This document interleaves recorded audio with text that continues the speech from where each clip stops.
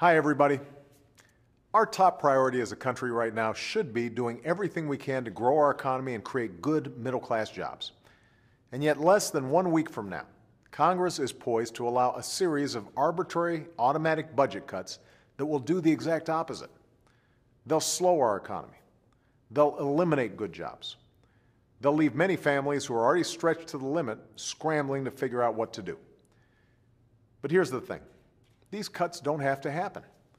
Congress can turn them off any time with just a little compromise. They can pass a balanced plan for deficit reduction. They can cut spending in a smart way and close wasteful tax loopholes for the well-off and well-connected.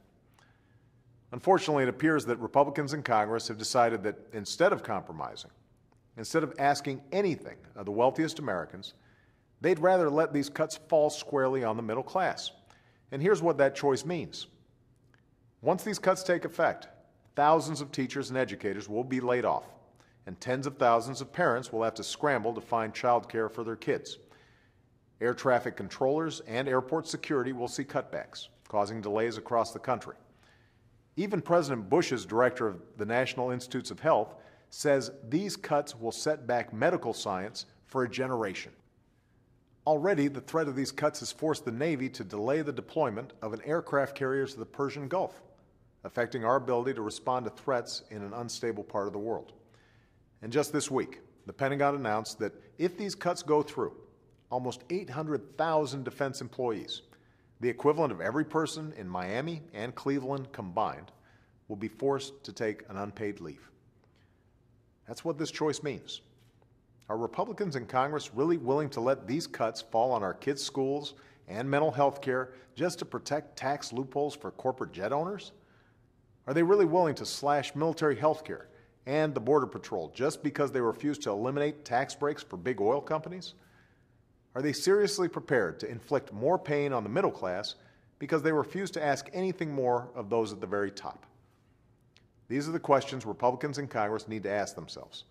And I'm hopeful they'll change their minds, because the American people have worked too hard for too long to see everything they've built undone by partisan recklessness in Washington.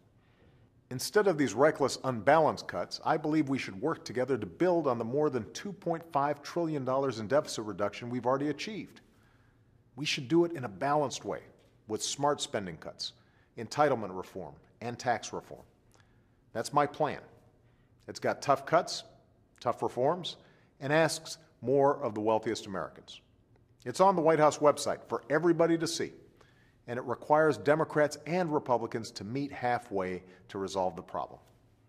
That's what the American people expect, and that's what you deserve. We just need Republicans in Washington to come around, because we need their help to finish the job of reducing our deficit in a smart way that doesn't hurt our economy or our people. After all, as we learned in the 1990s, nothing shrinks the deficit faster than a growing economy that creates good middle-class jobs. That has to be our driving focus. That has to be our North Star. Making America a magnet for good jobs, equipping our people with the skills required to fill those jobs, making sure your hard work leads to a decent living. That's what this city should be focused on like a laser. And I'm going to keep pushing folks here to remember that. Thanks so much.